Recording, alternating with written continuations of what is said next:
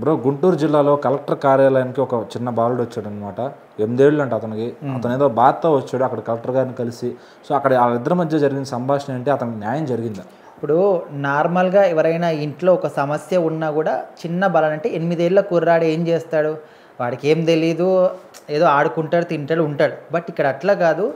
అయితే గుంటూరు జిల్లా కలెక్టర్ నాగలక్ష్మి గారి దగ్గరికి ఒక 8 ఏళ్ల బాలుడు వెళ్ళాడు. ఇప్పుడు అక్కడ గ్రీవెన్స్ డే సందర్భంగా కొంచెం మీటింగ్ నిర్వహించారు. అక్కడికి మీడియా వాళ్ళు చాలామంది కూడా వచ్చారు. సో ఆ సందర్భంగా కొన్ని ఫిర్యాదులు స్వీకరిస్తున్నారు కలెక్టర్ గారు. అయితే మీడియా వాళ్ళందరూ కూడా ఉన్నారు. వాళ్ళకి తోచిన ప్రశ్నలు అడుగుతున్నారు. అక్కడ కలెక్టర్ గారు చెప్తున్నారు ఓకే. ఇంకా అక్కడికి ఒక బ్యాగ్ వేసుకొని ఈ పిల్లాడు అక్కడికి వచ్చాడు. ఆయన పేరు యశ్వంత్ అనమాట. సో అటు ఇటు తిరుగుతుంటే ముందుగా ఎవరు కూడా పట్టించుకోలే. సో తర్వాత ఒక మీడియా ప్రతినిధి ఆయన అడిగాడు. సో బాబు నువ్వు ఇక్కడికి ఎందుకు వచ్చావు, ఎందుకు తిరుగుతున్నావు అటు ఇటు అంటే నేను కలెక్టర్ని కలవాలనుకుంటున్నాను అని చెప్పాడంట. సో ఇంత చిన్న బాలుడు కలెక్టర్ని అడిగి కలిసి ఏం చేస్తాడని చెప్పేసి ఈ మీడియా వేరే వాళ్ళు ఎవరైతే అలో చేయరు, సో మీడియా ప్రతినిధి నేను తీసుకెళ్ళి మాట్లాడాడు. సో అక్కడ నాగలక్ష్మి గారు కలెక్టర్ గారు కూడా దగ్గరికి తీసుకున్నారు. ఏమైంది బాబు నువ్వు ఇక్కడికి ఎందుకు వచ్చావు అంటే రోడ్డు విస్తరణలో మా అమ్మ పెట్టుకున్నటువంటి టిఫిన్ బండిని అధికారులు తొలగించారు. మళ్ళీ పెట్టుకుంటానని చెప్తే ఎవరు కూడా మాకు పర్మిషన్ ఇవ్వట్లేదు.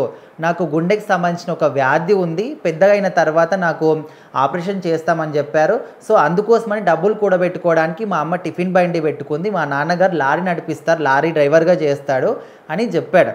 సో అది విన్న తర్వాత నాగలక్ష్మి గారికి కూడా ఆమె కూడా ఒక మహిళ కాబట్టి తల్లి మనసు ఏంటో తనకు కూడా అర్థమైంది కాబట్టి తను కొంచెం బాధగా ఫీల్ అయిపోయి వెంటనే అధికారులకు చెప్పారు. వీళ్ళ అమ్మగారు టిఫిన్ బండి పెట్టుకోవడానికి పర్మిషన్ ఇవ్వండి అనే విధంగా చెప్పారు. సో వెంటనే అధికారులు ఆ రోజు ఈవినింగే అక్కడికి వెళ్ళి వాళ్ళ అమ్మగారికి మళ్ళీ టిఫిన్ బండి స్థలాన్ని కేటాయించి రావడం జరిగింది. సో వాళ్ళిద్దరు బాబు తల్లి ఇద్దరు కూడా ఒక వీడియో కూడా చేశారనమాట.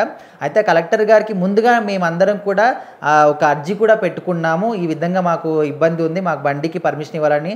సో అది పెట్టుకున్నా కూడా ఎవరు మాకు సహాయం చేయలేదు, ఎవరు కూడా దాన్ని యాక్సెప్ట్ చేయలేదు అన్న విధంగా ఆ వీడియో ఒక దాన్ని కూడా కలెక్టర్ గారికి చూపించారు.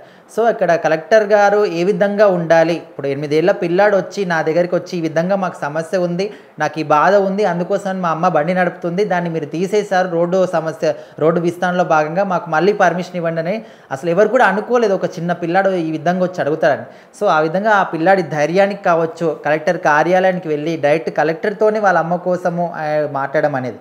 సో అందుకోసమని ఇప్పుడు చాలామంది కూడా దీని గురించి మాట్లాడుతున్నారు. చిన్నపిల్లలు కావచ్చు, ఎవరైనా కావచ్చు, మీకు మీ పర్సనల్ సమస్యలని కాదు, మీ ఏరియాలో కానీ ఎక్కడ ఏ సమస్య ఉన్నా ప్రభుత్వ అధికారులు ఏమైనా మీకు కోఆపరేట్ చేయకపోయినా, మీకు ఏదైనా సమస్యలు ఉన్న వాటిని పరిష్కరించకపోయినా కూడా మీరు డైరెక్ట్ కలెక్టర్ కార్యాలయానికి వెళ్ళి అర్జీ పెట్టుకోవచ్చని ఇది ఒక ఎగ్జాంపుల్గా చాలామంది కూడా చెప్తున్నారు.